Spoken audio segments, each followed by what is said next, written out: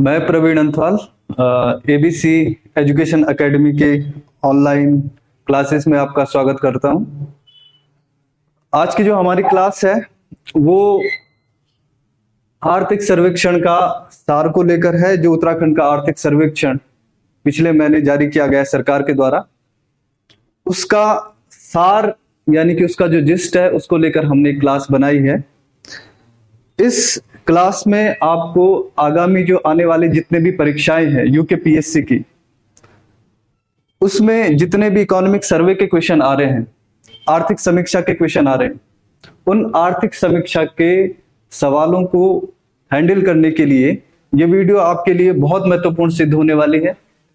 UKPSC ने अब लगातार अपना एग्जाम का पैटर्न बदल रहा है और उसमें वो बजट और इकोनॉमिक सर्वे से रिलेटेड क्वेश्चनों को बहुत ज्यादा पूछ रहा है और उसमें उत्तराखंड के इकोनॉमिक सर्वे और उत्तराखंड के बजट का भी काफी सारे सवाल पूछे जा रहे हैं, चाहे वो पीसीएस हो, चाहे वो लोअर पीसीएस हो, चाहे वो कोई और वनडे एग्जाम जो भी यूकेपीएससी करा रहा है, उसके जितने भी क्वेश्चन बन रहे हैं वो इकोनॉमिक सर्वे, बजट और करंट अफेयर के आसपास काफी ज्यादा मात्रा में बन रहे हैं। तो हमें ये देखना है कि आगे जो आने वाला जो पेपर है, फॉरेस्ट गार्ड है या फिर आगे यूकेपीएससी के जितने भी एग्जाम होने वाले हैं, उन सभी परीक्षाओं के लिए आपके लिए ये वीडियो बहुत ज्यादा इंपॉर्टेंट होने वाली है। इसलिए अब इसमें सबसे पहले ये तो हमें पता है कि भाई भारत का एक इकोनॉमिक सर्वे होता है, उसी तरीके से प्रत्येक राज्य भी अपना एक इकोनॉमिक सर्वे जारी करता है, एक आर्थिक समीक्षा या आर्थिक सर्वेक्षण जारी करता है। तो उस आर्थिक सर्वेक्षण को थोड़ा सा विश्लेषित करते हैं इस वीडियो के माध्यम से। और इसमें सबसे पहले हम आर्थिक समीक्षा की पृष्ठभूमि पर आते हैं। आर्थिक समीक्षा की जो पृष्ठभूमि है वो भारत में 1950-51 के साल से शुरू होती है। तो सबसे पहले जो इकोनॉमिक सर्वे आता है वो इकोनॉमिक सर्वे 1950 और 51 में आता है। लेकिन उससे पहले भी हमको यह समझना है जरा कि इकोनॉमिक सर्वे दरअसल में है क्या। इकोनॉमिक सर्वे को थोड़ा सा समझना है हमें, और इकोनॉमिक सर्वे में हमें यह देखना है कि इकोनॉमिक सर्वे पहले कहते किसे हैं। तो जो आर्थिक सर्वेक्षण है वो आर्थिक सर्वेक्षण पिछले एक साल में किसी अर्थव्यवस्था में जो घटनाक्रम घटे हैं उन घटनाक्रमों की समीक्षा है। कोई भी अर्थव्यवस्था में कोई भी घटनाक्रम हो रहा है, उस घटनाक्रम को समझने के लिए ये आर्थिक जो सर्वेक्षण होता है, यह आर्थिक सर्वेक्षण महत्वपूर्ण साबित होता है। और इस आर्थिक सर्वेक्षण में किसी देश की अर्थव्यवस्था में पिछले एक साल में, चाहे वो विदेशी व्यापार का हो, चाहे वो कराधान का हो, टैक्सेशन से रिलेटेड हो, चाहे वो बजट को खर्च करने से लेकर हो, चाहे वो मुद्रास्फीति को लेकर हो, इन सभी घटनाओं की जानकारी को विश्लेषित किया जाता है और उनकी समीक्षा की जाती है। तो कुल मिला के आर्थिक समीक्षा एक फाइनेंशियल डॉक्यूमेंट है, जिस डॉक्यूमेंट में हमें एक अर्थव्यवस्था में पिछले एक साल में कौन कौन से आर्थिक घटनाक्रम घटे हैं, उन घटनाक्रमों की जानकारी प्राप्त होती है। अब सबसे पहले यह समझना है कि पहले आर्थिक सर्वेक्षण कब आ रहा है। तो जो पहला आर्थिक सर्वेक्षण है वो पहला आर्थिक सर्वेक्षण हमारे पास भारत का पहला आर्थिक सर्वेक्षण 1950 और 51 में जारी हुआ था। 1950 और 51 में सबसे पहला आर्थिक सर्वेक्षण जारी किया गया भारत सरकार के द्वारा। और उस 1950-51 के आर्थिक सर्वेक्षण के बाद इसको 1964 तक, 1964 तक इसको बजट के साथ जारी किया जाता था। 1964 तक इसे बजट के साथ जारी किया गया और उसके बाद इस आर्थिक समीक्षा को बजट से अलग जारी किया जाता है। तो पहला क्वेश्चन ये बनता है इसमें कि भाई आर्थिक सर्वेक्षण सबसे पहली बार कब जारी किया गया है भारत में। तो पहला जो आर्थिक सर्वेक्षण है वो 1950 और 51 में जारी किया जा रहा है और उसके बाद 1964 तक इस आर्थिक सर्वेक्षण को बजट के साथ ही जारी किया जाता था, लेकिन 1964 के बाद यह आर्थिक सर्वेक्षण बजट से अलग जारी किया जाने लगा और वर्तमान समय में यह परिपाटी है कि बजट से ठीक एक दिन पहले आर्थिक सर्वेक्षण को जारी किया जाता है। तो ये तो हो गया आर्थिक सर्वेक्षण के इतिहास के बारे में। दूसरा, किस आर्थिक सर्वेक्षण को, जो केंद्र सरकार का आर्थिक सर्वेक्षण है, उसको कौन जारी करता है? जो सेंट्रल गवर्नमेंट है उसके आर्थिक सर्वेक्षण को कौन जारी करता है? तो उसका जो आर्थिक सर्वेक्षण बनाने का काम है वो वित्त मंत्रालय के अधीन एक विभाग है, और उस वित्त मंत्रालय के अधीन एक विभाग है, उस विभाग को कहा जाता है आर्थिक मामलों का विभाग। तो उस आर्थिक मामलों के विभाग के द्वारा वो आर्थिक सर्वेक्षण को बनाया जाता है, और फिर जो मुख्य आर्थिक सलाहकार होता है वो उसको जनता के लिए जारी करता है। तो यहां पर अगर ये देखा जाए कि केंद्र सरकार का जो आर्थिक सर्वेक्षण है, ठीक है, केंद्र सरकार का आर्थिक सर्वेक्षण कौन जारी करेगा? तो केंद्र सरकार का आर्थिक सर्वेक्षण जारी करता है जो वित्त मंत्रालय होता है, वित्त मंत्रालय का आर्थिक मामलों का विभाग जारी करता है। तो वित्त मंत्रालय का आर्थिक मामलों का जो विभाग है वो जारी करेगा आर्थिक मामलों का विभाग जारी करेगा आर्थिक सर्वेक्षण को, और फिर जो चीफ इकोनॉमिक एडवाइजर होता है, जो मुख्य आर्थिक सलाहकार होता है, मुख्य आर्थिक सलाहकार इसको जनता के लिए जारी कर देता है। लेकिन अगर यही क्वेश्चन उत्तराखंड के बारे में आए कि उत्तराखंड का आर्थिक सर्वेक्षण कौन बनाता है, तो उत्तराखंड का आर्थिक सर्वेक्षण एक नियोजन विभाग है उत्तराखंड में, और उस नियोजन विभाग का जो अर्थ एवं सांख्य निदेशालय है वो इसको निर्मित करता है। तो जब भी यहां पर भारत के आर्थिक सर्वेक्षण के बारे में आए, तो भारत के आर्थिक सर्वेक्षण के बारे में हमें ये जानकारी होनी चाहिए कि भारत का आर्थिक सर्वेक्षण वित्त मंत्रालय का आर्थिक विभाग जारी करता है, जबकि उत्तराखंड का आर्थिक सर्वेक्षण अर्थ एवं सांख्य निदेशालय के द्वारा जारी किया जाता है। और ये अर्थ एवं जो सांख्य निदेशालय है वो नियोजन विभाग उत्तराखंड के अधीन है। तो ये तो हो गई पृष्ठभूमि आर्थिक समीक्षा की। अब इसके बाद हमें आर्थिक समीक्षा के जो अगले कुछ चैप्टर हैं उन चैप्टर को समझना है, और उसमें जो पहला चैप्टर आपका आता है वो आता है राज्य आय एवं लोक वित्त। राज्य आय एवं लोक वित्त से रिलेटेड जो चैप्टर है उसमें हमें उत्तराखंड की सरकार ने पिछले 1 और 2 वर्षों में बजट को कहां कहां खर्च किया है, बजट को कितनी मात्रा में खर्च किया गया, इस सारी जानकारी को हम इस चैप्टर के अंतर्गत देखेंगे। और इस चैप्टर में सबसे पहला जो पॉइंट है वो ये है कि राज्य की विकास दर वर्ष 2021, 2020 और 21 के लिए -5.38 रखी गई है। यानी कि आर्थिक समीक्षा में ये 2020-21 की जो विकास दर है राज्य की विकास दर को -5.38 बताया गया है 2020-21 के लिए। और जबकि अगर 2021 और 22 में देखेंगे तो 2021 और 22 में इस ग्रोथ रेट को 7.05% माना गया है, 7.05% माना गया। तो राज्य की विकास दर को लेकर आर्थिक समीक्षा में यह अनुमान लगाया गया है कि 2021 में यह दर -5.38 थी, और वर्ष 2021 और 22 में यह दर 7.05% रही। ये तो हो गए ग्रोथ रेट के बारे में अनुमान। दूसरा हमें यह देखना है कि जो राज्य की जीएसडीपी है, और जीएसडीपी को थोड़ा हमें समझना है कि जीएसडीपी किसे कहेंगे। एक तो आपने जीडीपी का नाम सुना होगा, जिसे सकल घरेलू उत्पाद कहा जाता है, और जीडीपी किसी देश की जीडीपी होती है। लेकिन जब हम जीएसडीपी देखेंगे तो ये किसी स्टेट की जीडीपी होती है। किसी स्टेट की जीडीपी को जीएसडीपी कहा जाता है, शॉर्ट में ग्रॉस स्टेट डोमेस्टिक प्रोडक्ट, यानी कि सकल राज्य घरेलू उत्पाद कहा जाता है इसको। तो ये जो जीएसडीपी है, जीएसडीपी की गणना भी की गई है और स्थिर मूल्यों पे इसे वर्ष 2020 के लिए 1,79,538 करोड़ बताया गया है।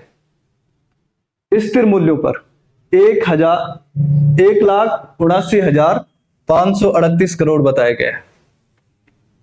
ये इसकी अनुमान लगाया गया है और फिर इसे कहा गया है 2020-21 के लिए डाटा दिया गया है और फिर 2021-22 के लिए अगर डाटा देखा जाए तो 2021-22 के लिए डाटा है 1,92,203 करोड़ रुपए।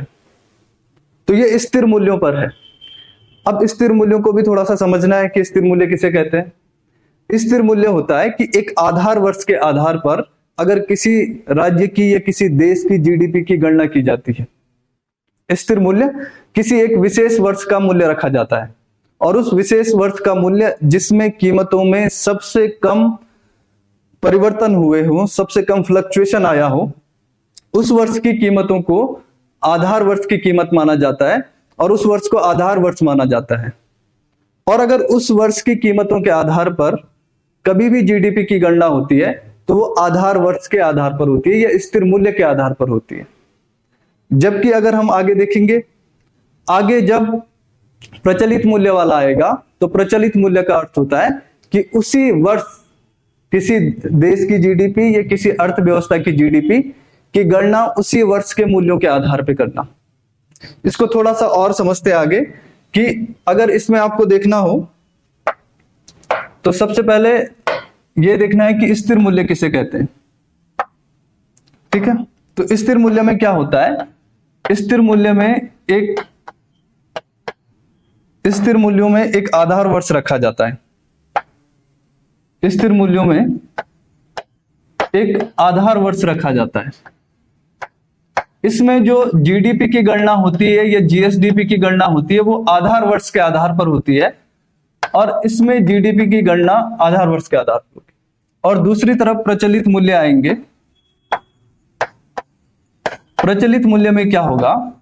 प्रचलित मूल्य में जो जीडीपी की गणना होती है, प्रचलित मूल्य में जो जीडीपी गणना होगी वो जीडीपी की गणना उसी वर्ष के मूल्यों के आधार पर होगी, उसी वर्ष के मूल्यों के आधार पर होगी।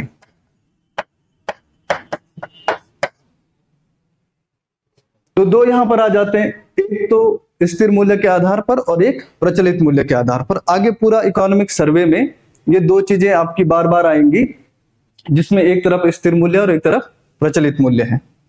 तो फिर आगे चलते हैं इसमें, और इसमें राज्य की जीएसडीपी जो है वो स्थिर मूल्यों पर 2020-21 के लिए कितनी है? 1,79,538 करोड़ रुपए। और 2021-22 के लिए ये जो जीडीपी है वो 1,92,203 है।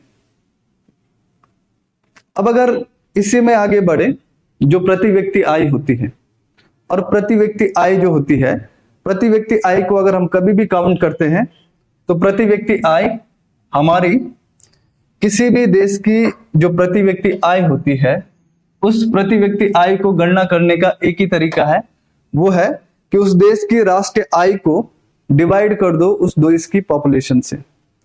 यानी कि जो प्रति व्यक्ति आय है, ठीक है, प्रति व्यक्ति आय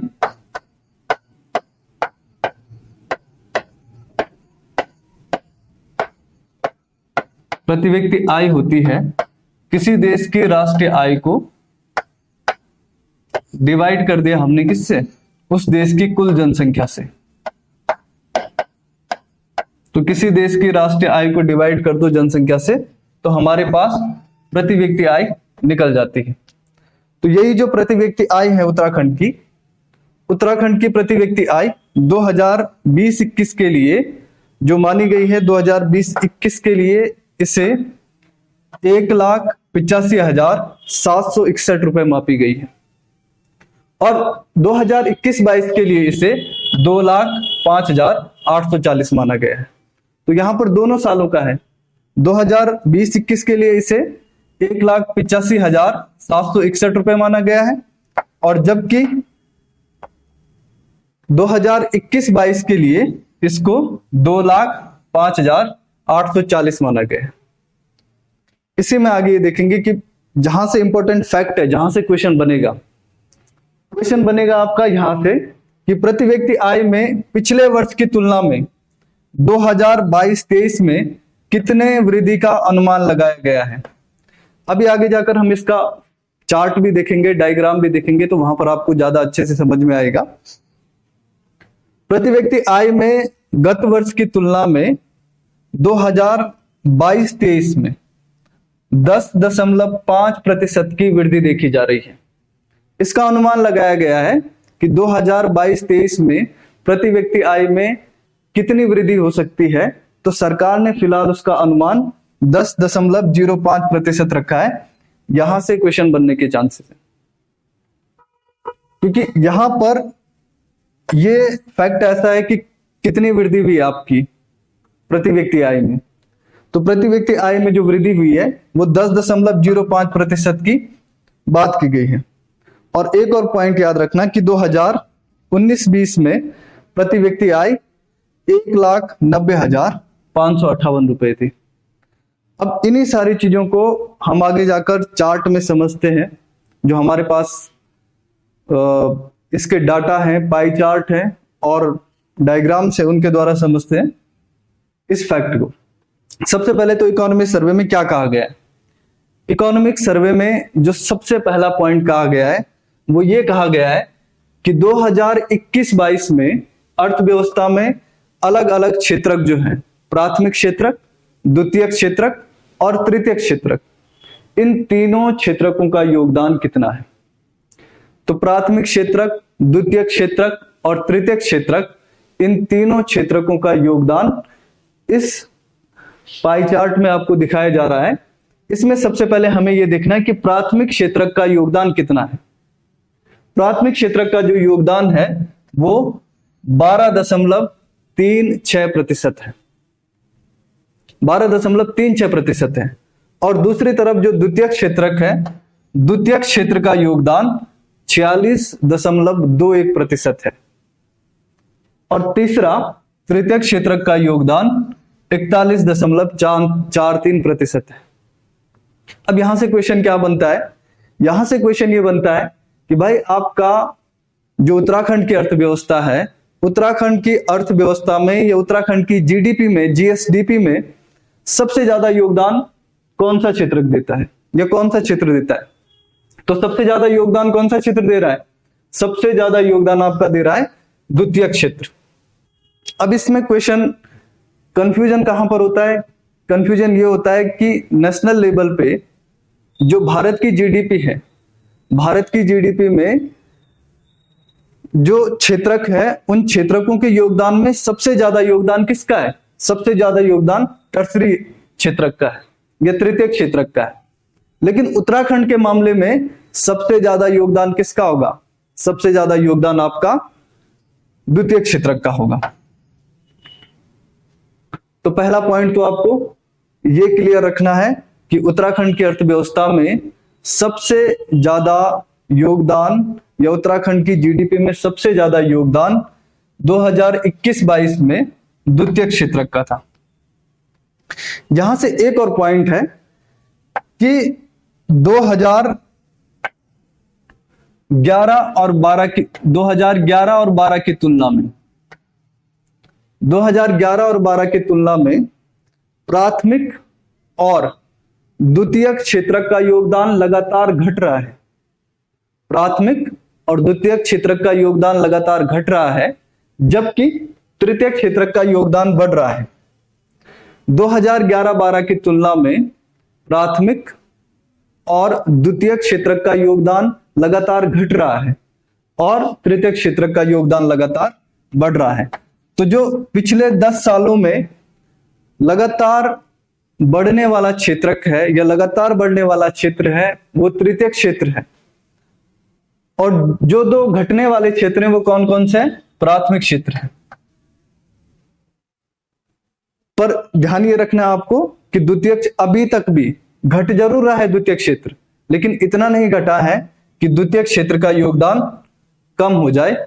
तो द्वितीय क्षेत्र का योगदान अभी भी पहले नंबर पे है उत्तराखंड की जीएसडीपी में। ठीक है, एक पॉइंट तो ये हुआ आपका। उसके बाद दूसरा कि जो प्राथमिक क्षेत्र है, प्राथमिक क्षेत्र में भी अलग अलग क्षेत्र आते हैं। प्राथमिक क्षेत्र के भी अलग अलग उप क्षेत्र हैं। प्राथमिक क्षेत्र में भी कृषि आता है, मत्स्य पालन आता है, पशुधन आता है, वानिकी आता है ना, वानिकी आता है, वानिकी और लॉगिंग आता है, मत्स्य और एक्वाकल्चर आता है, खनन और उत्खनन आता है, और कृषि आता है। इतने सारे उप क्षेत्र प्राथमिक क्षेत्र के अंतर्गत है। अब इस पे भी एक क्वेश्चन बन रखा है, लास्ट टाइम पे जब पीसीएस का एग्जाम हुआ था लोअर या अपर का, उसमें से किसी एक पेपर में एक क्वेश्चन बन रखा था कि इनमें से प्राथमिक क्षेत्र का उपक्षेत्र कौन सा नहीं है। तो प्राथमिक क्षेत्र के जो उपक्षेत्र हैं उनको आपको ध्यान में रखना है। प्राथमिक क्षेत्र के उपक्षेत्र कौन कौन से? वानिकी और लॉगिंग है। वानिकी और लॉगिंग, लॉगिंग का मतलब लठ उत्पादन, जो लकड़ी का उत्पादन होता है, लठ उत्पादन होता है, उसको लॉगिंग कहा जाता है। तो वानिकी और लॉगिंग किसका? प्राथमिक क्षेत्र का उपक्षेत्र है। पशुधन प्राथमिक क्षेत्र का उपक्षेत्र है। कृषि प्राथमिक क्षेत्र का उपक्षेत्र है। खनन और उत्खनन ये भी प्राथमिक क्षेत्र का उपक्षेत्र है। और अंत में मत्स्य और एक्वाकल्चर ये भी प्राथमिक क्षेत्र का उपक्षेत्र है। अब इसमें समझने वाली बात यह है कि इनका योगदान कितना कितना है। इसमें क्वेश्चन दो तरीके से बन सकते हैं। पहला क्वेश्चन ये बनेगा कि प्राथमिक क्षेत्र के उपक्षेत्र कौन कौन से हैं, और दूसरा क्वेश्चन ये बनेगा कि प्राथमिक क्षेत्र में सर्वाधिक योगदान देने वाला उपक्षेत्र कौन सा है। तो प्राथमिक क्षेत्र में सर्वाधिक योगदान देने वाला जो उपक्षेत्र है वो कृषि है, और कृषि जो दे रहा है वो 43.13% का योगदान दे रहा है प्राथमिक क्षेत्र में। तो प्राथमिक क्षेत्र के जो उपक्षेत्र हैं उन उपक्षेत्रों में से प्राथमिक क्षेत्र में सबसे ज्यादा योगदान देने वाला जो क्षेत्र है वो कृषि है। और अगर क्वेश्चन ये बने कि सबसे कम योगदान देने वाला उपक्षेत्र कौन सा है, तो सबसे कम योगदान देने वाला जो उपक्षेत्र है वो मत्स्य और एक्वाकल्चर है। ये 0.24% का योगदान देता है, यानी कि 0.24% का योगदान दे रहा है केवल। ठीक है, तो केवल 0.24% का योगदान दे रहा है। तो ये तो हो गया प्राथमिक क्षेत्र। अब प्राथमिक क्षेत्र के बाद हम जाते हैं द्वितीय क्षेत्र। द्वितीय क्षेत्र में देखेंगे कि द्वितीय क्षेत्र में अलग अलग क्षेत्रों का योगदान या उसके जो उपक्षेत्र हैं वो कौन कौन से हैं। पहला क्वेश्चन वही बनता है कि प्राथमिक क्षेत्र, जैसे प्राथमिक क्षेत्र के उपक्षेत्र देखे हमने, वैसे ही द्वितीय क्षेत्र के उपक्षेत्र देखेंगे। अब द्वितीय क्षेत्र के जो उपक्षेत्र हैं, द्वितीय क्षेत्र के उपक्षेत्र हमारे पास पहला है विनिर्माण, दूसरा है बिजली, गैस, पानी, और इसके साथ कुछ और चीजें आ जाती हैं, और तीसरा है निर्माण। तो निर्माण हो गया, विनिर्माण हो गया, और बिजली, पानी, गैस आदि जो सेवाएं होती हैं वो किसके अंतर्गत आ रही हैं? वो द्वितीय क्षेत्र के अंतर्गत आ रही हैं।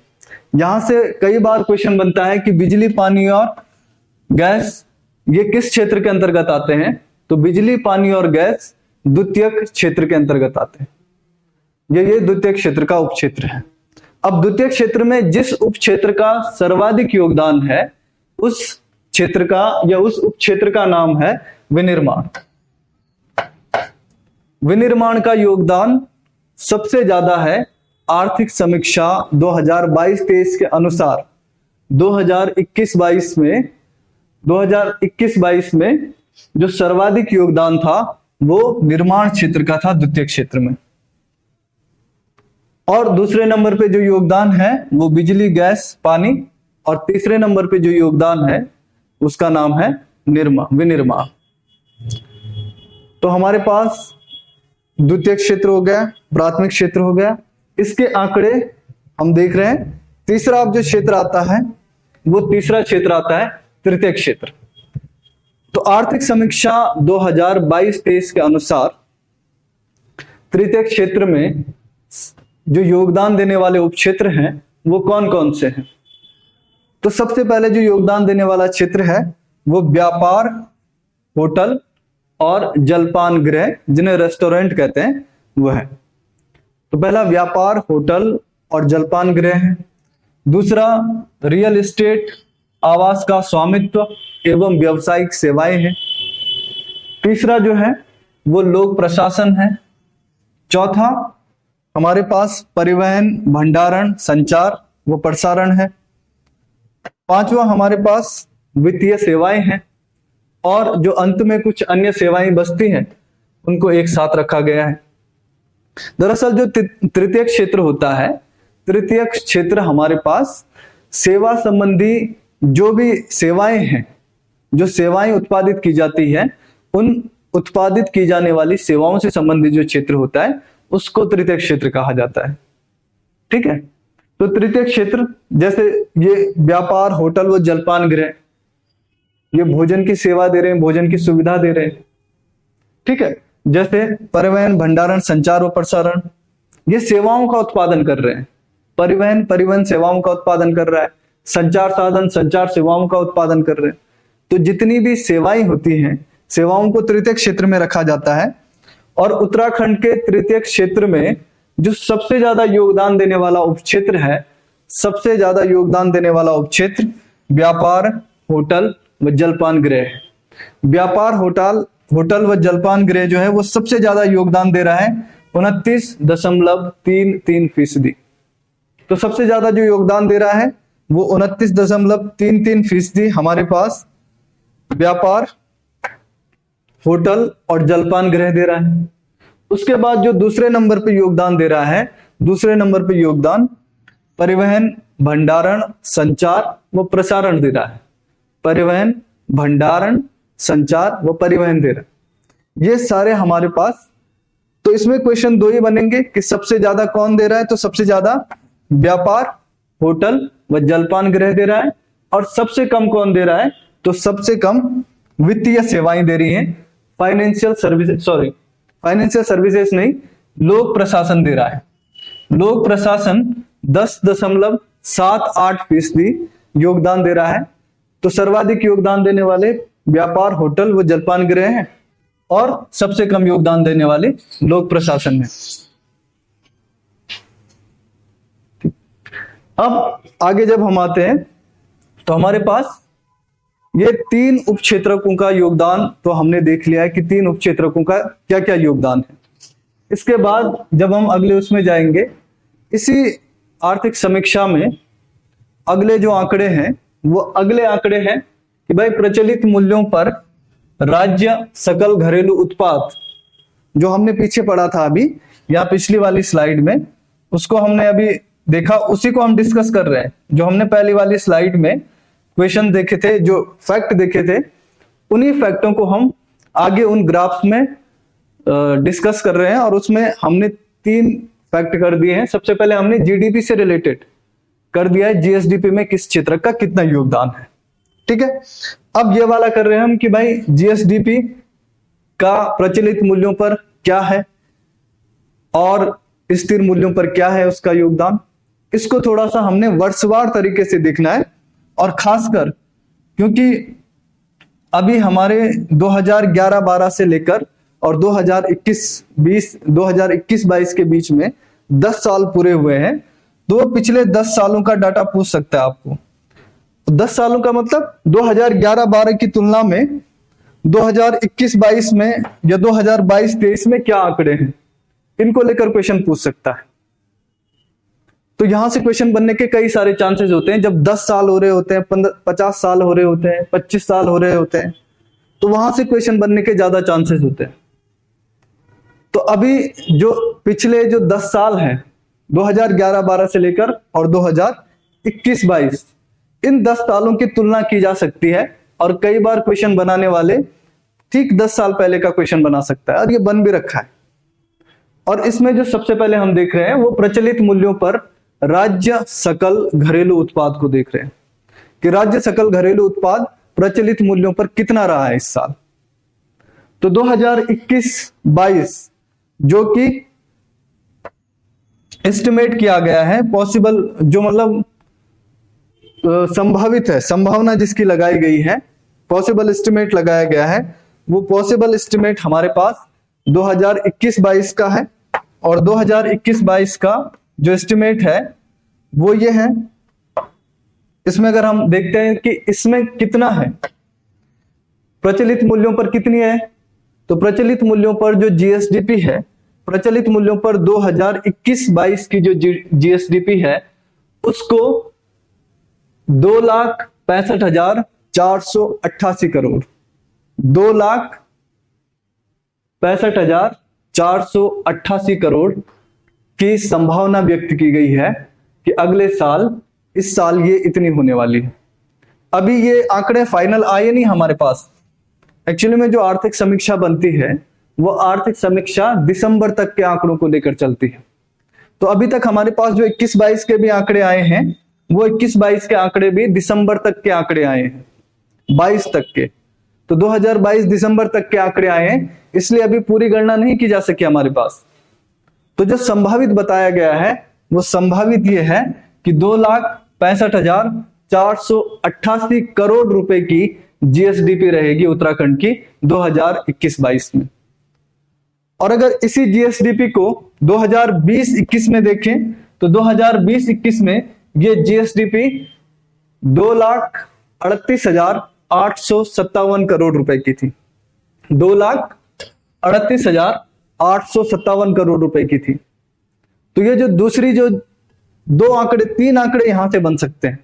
सबसे पहला कि 2020-21 में जीएसडीपी क्या रहने का अनुमान लगाया गया है, तो 2,65,488 करोड़ रुपए। और अगर ये पूछा जाए कि 2020-21 में जीएसडीपी कितनी आकलित की गई है उत्तराखंड की, तो 2020-21 में जीडीपी 2,38,857 करोड़ रुपए आकलित की गई है। एक तीसरा क्वेश्चन और बन सकता है यहीं से, इसी ग्राफ से क्वेश्चन बन सकता है कि 2011-12 में उत्तराखंड की जीएसडीपी कितनी थी। तो 2011-12 में उत्तराखंड की जीएसडीपी 1,15,328 करोड़ रुपए थी। और एक और फाइनल क्वेश्चन, चौथा क्वेश्चन इसी ग्राफ से बन सकता है कि आप ये देखिए कि जब आप शुरू से लेकर 2011 से लेकर 2021 12-13, 2013-14, 2014-15, 2015-16, 2016-17, 2017-18, 2018-19 और 2019-20 तक देखेंगे तो यहां पर लगातार जीडीपी बढ़ रही है। ये जो जीडीपी है ये लगातार यहां पे बढ़ रही है, लेकिन एक साल आता है जब जीडीपी कम होती है। वो दरअसल में कोरोना वाला साल था, कोविड वाला साल था, और उस कोविड वाले साल में पूरे देश की जीडीपी ही कम हुई है, तो उत्तराखंड की जीडीपी भी कम होगी। और जब उत्तराखंड की जीडीपी कितनी कम हुई है, तो 2019-20 में उत्तराखंड की जो जीडीपी थी वो 2,39,263 रुपए थी, 2,39,263 रुपए थी। जबकि 2020-21 में कितनी हो गई, 2,38,857 करोड़ रुपए। तो जीएसडीपी को बढ़ना चाहिए था लगातार, लेकिन बीच में कोविड आने की वजह से 2019-20 की जीएसडीपी में गिरावट आई है। हमारी जो जीएसडीपी है वो सिकुड़ी है। तो 2019-20 की तुलना में 2020-21 की जीएसडीपी कम हुई है। तो ये क्वेश्चन आ सकता है कि वह कौन सा वित्तीय वर्ष था या कौन सा साल था जिस दौरान जीएसडीपी में संकुचन आया या जीएसडीपी में कमी आई। ये जीएसडीपी की जो दर हुई इसी साल में नेगेटिव होगी। आगे देखेंगे हम कि इसी साल में नेगेटिव हो रही है जीएसडीपी। तो जीएसडीपी की जो ग्रोथ रेट है वो नेगेटिव हो रही है, और इसी वजह से इस साल 2019-20 में जीएसडीपी घट रही है। ठीक, अब यहां से चार क्वेश्चन हमारे बन जाते हैं कि 2011-12 में 1,15,328 की थी, फिर 2020-21 में कितनी थी, 2021-22 में कितनी थी, और केवल एक वर्ष ऐसा आता है 2011-12 से लेकर और 2021-22 तक जिसमें जीएसडीपी में बढ़ने के बजाय घटती है, यानी कि संकुचन होता है। आगे वाली स्लाइड में चलते हैं। तो यहाँ के क्वेश्चन आप पिछली वाली स्लाइड के देख लीजिए। इससे रिलेटेड हम क्वेश्चन आंसर की स्लाइड भी बनाएंगे, जो प्रत्येक स्लाइड है उससे रिलेटेड क्वेश्चन आंसर भी डिस्कस करेंगे, पर फिलहाल इन स्लाइड को समझते हैं। उसके बाद अगला है कि स्थिर मूल्यों पर राज्य सकल घरेलू उत्पाद कितना था, और वो करोड़ रुपए में। तो मैंने आपको बताया था शुरू में ही कि दो मूल्य होते हैं, एक प्रचलित मूल्य होता है और एक स्थिर मूल्य होता है। प्रचलित मूल्य किसी आधार वर्ष को आधार मानकर निकाले जाते हैं, और जो प्रचलित मूल्य होते हैं वो उसी वर्ष के मूल्य होते हैं जिस वर्ष की जीएसडीपी की गणना की जा रही है। अब इसमें देखना है कि 2000, इसमें भी वही चीजें हैं कि 2021-22 में जो जीएसडीपी की अनुमान लगाया गया है वो 1,92,203 है। तो प्रचलित मूल्यों की कीमत आप अलग याद रखना और स्थिर मूल्यों की अलग याद रखना। तो 1,92,203 याद रखना कि अभी भी स्थिर मूल्यों पर जो जीएसडीपी है वो 2 लाख से नीचे है। तो 1,92,203 करोड़ रुपए स्थिर मूल्यों पर जीएसडीपी को माना गया है, जबकि 2020-21 में ही अगर इसको देखें तो 2020-21 में ये 1,79,538 करोड़ थी। 1,79,538 करोड़ रुपए थी।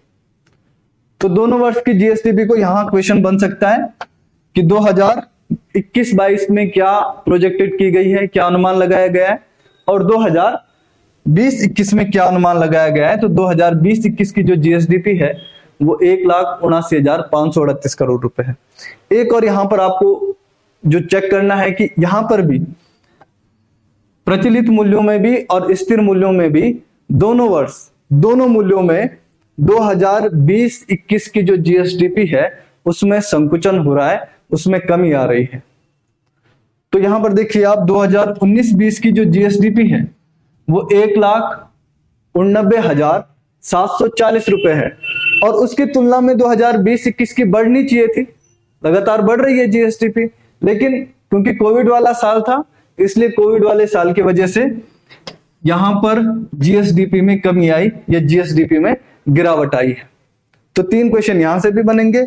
2020-21 की जीएसडीपी आपसे पूछेंगे, 2021-22 की जीएसडीपी आपसे पूछेंगे, और किस साल में गिरावट आई है जीएसडीपी में और कितनी परसेंट आई है हम उसको आगे देखेंगे। लेकिन फिलहाल ये 3 स्थिर मूल्यों पर जो डाटा था हमारे पास वो 1,92,203 का था। ये हमने पिछले सारे डाटा समझ लिए। अब समझने वाली बात आगे भी है, वो ये है कि ग्रोथ रेट क्या रही, पिछले कुछ समय से ग्रोथ रेट में किस तरीके से परिवर्तन आया है। और इस जो आपके पास चार्ट दिख रहा है, जो डायग्राम दिख रहा है, इस ग्राफिक्स में आपको जो दिखेगा वो उत्तराखंड का और भारत का दोनों का जो ग्रोथ रेट है वो ग्रोथ रेट में कैसे कैसे परिवर्तन हो रहा है उसको देखा जा रहा है। तो यहां पर बस हमें समझना यह है कि 2012-13 में उत्तराखंड की ये जो ग्रीन कलर का है ये उत्तराखंड से रिलेटेड है, उत्तराखंड का ग्रोथ रेट का ग्राफ है, और दूसरी तरफ जो ये रेड कलर का है, ये रेड कलर आपका भारत के ग्रोथ रेट से संबंधित है। तो इससे आप भारत की और उत्तराखंड की जो लगातार वृद्धि दर है या विकास दर है उसकी तुलना कर सकते हैं। और इस तुलना में अगर हम सबसे पहले देखें कि 2012-13 से लेकर और 2012-13 और 2013-14 में उत्तराखंड का ग्रोथ रेट भारत के ग्रोथ रेट के मुकाबले अधिक रहा है। भारत के ग्रोथ रेट के मुकाबले अधिक रहा है उत्तराखंड का ग्रोथ रेट। और दूसरी तरफ अगर आप फिर देखेंगे कि फिर 2014-15 में उत्तराखंड का ग्रोथ रेट कम हो गया और भारत का ग्रोथ रेट ज्यादा हो गया। फाइनली जो समझने वाली चीज है, जहां से क्वेश्चन बनने वाले हमारे पास है, वहां पर है ये कि 2019-20 में देखिए, 2019-20 में भारत का ग्रोथ रेट है 4% का, और जो उत्तराखंड का ग्रोथ रेट है वह है 1.97% का। यानी कि भारत की ग्रोथ रेट भी घट करके कम हो गई है पिछले सालों की तुलना में।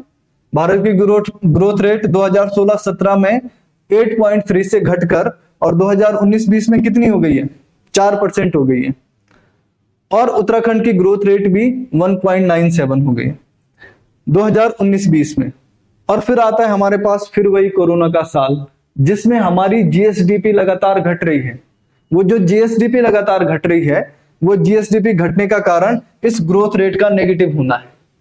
भारत की ग्रोथ रेट भी नेगेटिव हुई और उत्तराखंड की ग्रोथ रेट भी नेगेटिव हो रही है। भारत की ग्रोथ रेट उस समय पर -6.6 हो गई थी और उत्तराखंड की ग्रोथ रेट उस समय पर -5.38 हो गई थी। तो इस कोरोना वाले साल में उत्तराखंड की ग्रोथ रेट भारत की ग्रोथ रेट के मुकाबले अधिक थी। ये माइनस में है तो -5.3 ज्यादा होता है -6.6 से। तो भारत की ग्रोथ रेट -6.6 थी और उत्तराखंड की ग्रोथ रेट -5.38 थी। और इसी साल में आप देखना पीछे जाकर जो आपको चार्ट है उसमें, अगर आप वीडियो को अगर पीछे लेकर जाएंगे तो उसमें आपको पता चलेगा कि भारत की जो जीडीपी, जो इसी दौरान उत्तराखंड की प्रचलित मूल्यों पर भी और स्थिर मूल्यों पर भी जीएसडीपी में कमी आती है। और उसके बाद 2021-22 के लिए जो ग्रोथ रेट है वो भारत के लिए 8.7% है, जबकि उत्तराखंड के लिए 7.05% है। तो यहां से भी ये इंपॉर्टेंट है, यहां पर बहुत ज्यादा इंपॉर्टेंट कि 2021-22 के लिए ग्रोथ रेट क्या आकलित की गई है या क्या रखी गई है, जो प्रोजेक्टेड की गई है, वो प्रोजेक्टेड की गई है 7.05%। तो भारत के लिए तो 8.7 है 2021-22 की, और उत्तराखंड के लिए 7.05% है। यहीं से हमें पता चलता है। तो ये पूरा एक विश्लेषण है जिसमें आर्थिक समीक्षा में बताया गया है कि किस तरीके से भारत की ग्रोथ रेट और उत्तराखंड की ग्रोथ रेट का तुलनात्मक अध्ययन है इस पूरे ग्राफ में। तो उसमें पहले ये बताया गया कि पहले कुछ सालों में जीडीपी बढ़ती है और उसके बाद फिर भारत के मुकाबले कम होती है उत्तराखंड की जीडीपी, और फिर एक टाइम आता है जब उत्तराखंड और भारत की जीडीपी नेगेटिव होती है और फिर एक समय पर वो 7.05% है। एक और कंसेप्ट यहीं से है कि यहां पर आपको ये देखने को मिलेगा कि यहां पर ये जो पूरा सिस्टम है, इसमें अगर आप देखेंगे तो इसमें ये यहां पर वी शेप्ड रिकवरी कहा जाता है इसको। और वी शेप्ड रिकवरी का मतलब होता है, यहां पर अगर आप देखेंगे तो सबसे पहले यहां पर ग्रोथ रेट जितनी नीचे जा रही है उतनी ही ऊपर आ रही है। इस रिकवरी को वी शेप्ड रिकवरी कहा जाता है, यानी कि जितनी नीचे गई लगभग उतना ही ऊपर आ गई, तो इस रिकवरी को वी शेप्ड रिकवरी कहा जाता है। तो उत्तराखंड ने भी वर्तमान समय में वी शेप्ड रिकवरी कर ली है ग्रोथ रेट के मामले में। जीएसडीपी में जितनी नीचे गई थी उतनी ही लगभग वापस आ गई, उससे भी ज्यादा आ गई है। तो ये आपको वी शेप का दिखाई दे रहा होगा। तो यहां से दो क्वेश्चन कि उत्तराखंड का ग्रोथ रेट किस वर्ष में नेगेटिव में रहा? 2020-21 में -5.38 रहा। और उसके बाद अगर देखा जाए कि 2021-22 में 7.05 की अनुमान लगाया गया है। आगे वाली स्लाइड में चलते हैं। आगे वाली स्लाइड में आपको फिर से यहां पर दिखाई देगा कि राज्य के सकल घरेलू उत्पाद के सापेक्ष राजकोषीय और प्राथमिक घाटे का, वैसे तो राजकोषीय और प्राथमिक घाटे दोनों बजट के हैं, लेकिन आर्थिक समीक्षा में यह बताया जाता है कि पिछले 2 साल में या पिछले कुछ सालों में राजकोषीय घाटा या प्राथमिक घाटा किस तरीके का रहा है। तो जो हमारी आर्थिक समीक्षा है उत्तराखंड की आर्थिक समीक्षा में यह बताया गया है कि 2021-22 में उत्तराखंड का जो प्राथमिक घाटा है वो -3.9 रहा है, -3.9% रहा है। किसके सापेक्ष में? जीएसडीपी के सापेक्ष में। तो जीएसडीपी के सापेक्ष में, राज्य के सकल घरेलू उत्पाद के सापेक्ष में जो उत्तराखंड का प्राथमिक घाटा रहा है वो -0.9 रहा है, 0.39% रहा है। तो 0.39% का प्राथमिक घाटा रहा है, रहेगा 2021-22 में, और 2020-21 में यही जो प्राथमिक घाटा है वो 0.28% के आसपास है। तो यहीं पे क्वेश्चन भी बनता है कि जीएसडीपी के सापेक्ष में आर्थिक समीक्षा के अनुसार 2021-22 में प्राथमिक घाटा कितना रहेगा? तो प्राथमिक घाटा रहेगा माइनस में है -0.39, माइनस में है -0.39% रहेगा। और अगर ये पूछा जाए कि 2020-21 में कितना था प्राथमिक घाटा, तो 2020-21 में प्राथमिक घाटा था 0.28% जीएसडीपी के सापेक्ष। और ये जो दूसरी लाइन आपको दिख रही है, ये ग्रीन वाली लाइन है आपकी राजकोषीय घाटे को लेकर। तो राजकोषीय घाटा कितना रहा? आर्थिक समीक्षा के अनुसार 2021-22 में जो प्रोजेक्ट किया गया है, जो बताया गया है, वो है 1.85%। तो 2021-22 में जो प्रोजेक्टेड किया गया है वो 1.85% किया गया है जीएसडीपी के सापेक्ष में, यानी कि राज्य के सकल घरेलू उत्पाद के संदर्भ में। और 2.27% रहा है ये कौन से ईयर में? 2020-21 में। तो यहां से दो चीजें आती हैं। 2020-21 में राजकोषीय घाटा रहा है 2.27%, और 2021-22 में इसका अनुमान लगाया गया है 0.85%। और 2020-21 में ही अगर प्राथमिक घाटा देखेंगे तो 0.28% है, और अगर 2021-22 के लिए प्राथमिक घाटे का जो अनुमान लगाया गया आर्थिक समीक्षा में, वो अनुमान है 0.39% का, लेकिन 0.39% माइनस में है। ठीक है, तो पहली बार प्राथमिक घाटा यहां पर नेगेटिव में जाता दिखाई दे रहा है। इतने सालों में कभी भी नेगेटिव में नहीं गया है। 2021-22 में उसे नेगेटिव में प्रोजेक्ट किया गया है कि ये नेगेटिव रहेगा 0.39%। फिर आगे अगली स्लाइड आती है, हमारा प्राथमिक घाटा हो गया। फिर ये प्राप्तियों का वर्गीकरण है, और प्राप्तियों के वर्गीकरण में हमें ये देखना है कि प्राप्तियां कितनी कहां से हो रही है, कहां से क्या प्राप्त हो रहा है, एक राज्य को पिछले 2-3 सालों में कहां से, कौन कौन सी जगहों से कितनी प्राप्तियां हुई हैं, इसका विवरण इस पूरी की पूरी स्लाइड में है। अब इसमें ये दिखा रखा है, ये जो ब्लू कलर है ये कर से रिलेटेड है, ये ग्रीन कलर जो है थोड़ा सा ये भारत सरकार से प्राप्त अनुदान है, ये जो लाइट ग्रीन है ये 9.9 वाला 19 वाला ये अन्य राजस्व प्राप्तियां हैं, और जो ऑरेंज वाला है वो ब्याज और संपत्ति प्राप्ति। एक्चुअली में इन सारी जगह में ये बताने की कोशिश की गई है कि ये तो 2020-21 के लिए ये वाला जो ग्राफ है ये 2021-22 के लिए है, और ये वाला जो ग्राफ है वो 2022-23 के लिए एस्टिमेट किया गया है। तो इन तीनों में हमें सिर्फ ये तुलना करनी है। हमें यहां से जो क्वेश्चन बनेंगे वो क्वेश्चन इस तरीके से बनने वाले हैं कि भाई अगर 2020-21 में है तो 2020-21 में सबसे ज्यादा प्राप्तियां कहां से हो रही हैं? आर्थिक समीक्षा के अनुसार 2020-21 में, ये 2020-21 में है कि 2020-21 में सबसे ज्यादा प्राप्तियां कहां से हो रही हैं? तो 2020-21 में सबसे ज्यादा प्राप्तियां भारत सरकार से प्राप्त अनुदान से हो रही है। यहां से भी क्वेश्चन बन रखा है, यूकेपीएससी के जो कुछ वनडे एग्जाम हुए वहां पर यहां से क्वेश्चन बन रखे। तो सबसे जो पटवारी का पेपर हुआ था राजस्व लेखपाल वाला, उसमें ये क्वेश्चन बना हुआ था। तो ये है कि 2020-21 में भारत को सर्वाधिक अनुदान की प्राप्ति या सर्वाधिक प्राप्तियां कहां से हुई है?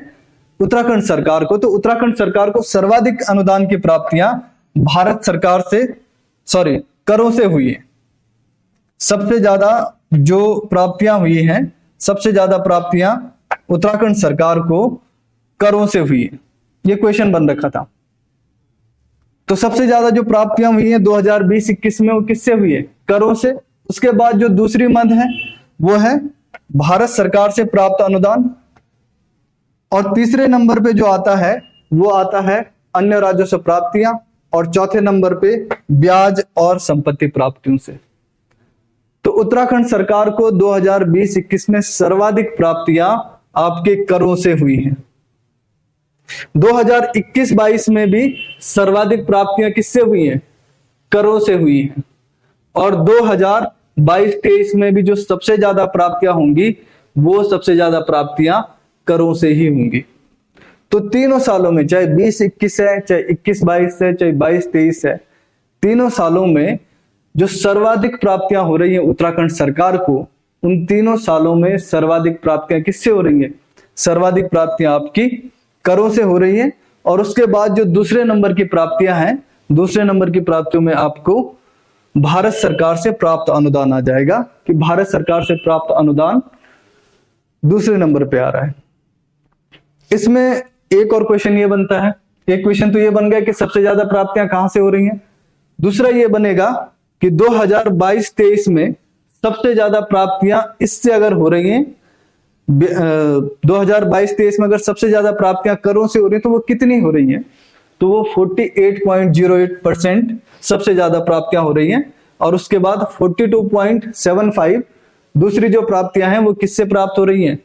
वो भारत सरकार से जो अनुदान प्राप्त हो रहा है उससे हो रही है। 5.79 जो प्राप्तियां हो रही हैं वो प्राप्तियां आपकी अन्य राज्यों से प्राप्तियां हैं। और 3.38% जो प्राप्तियां हो रही हैं वो किससे प्राप्त हो रही है? वो ब्याज और संपत्ति प्राप्तियां हैं। तो यहां से क्वेश्चन बनेगा, ये 20-21 का है, ये 21-22 का है, ये 22-23 का है। इसमें बस ये समझना है कि इन तीनों सालों में भारत को जो सर्वाधिक प्राप्तियां उत्तराखंड की सरकार को जो सर्वाधिक प्राप्तियां होती हैं, उत्तराखंड की सरकार को सर्वाधिक प्राप्तियां करों से होती हैं। ये क्वेश्चन बन रखा है, इसलिए इस पे ज्यादा ध्यान देना है। और सबसे ज्यादा प्राप्तियां अगर हो रही हैं करों से हो रही हैं तो वो कितनी हो रही हैं? 48.08, जबकि 2021-22 में ये 52% था। करों से जो प्राप्तियां हो रही थी 2021-22 में 52% थी, और 2022-23 में आपकी 48.08% है। तो ये करों से प्राप्तियों का वर्गीकरण है। अगला आता है कि व्यय कैसे कैसे किया। तो व्यय कहां कहां हो रहा है, सबसे ज्यादा व्यय किस जगह पर किया जा रहा है, ये किस साल में कितना किया जा रहा है। तो सबसे पहले अगर हम देखेंगे कि अगर इस डायग्राम को या इसको अगर हम डिस्कस करें, तो इसको डिस्कस करने पे हमें 2-3 चीजें प्राप्त होती हैं।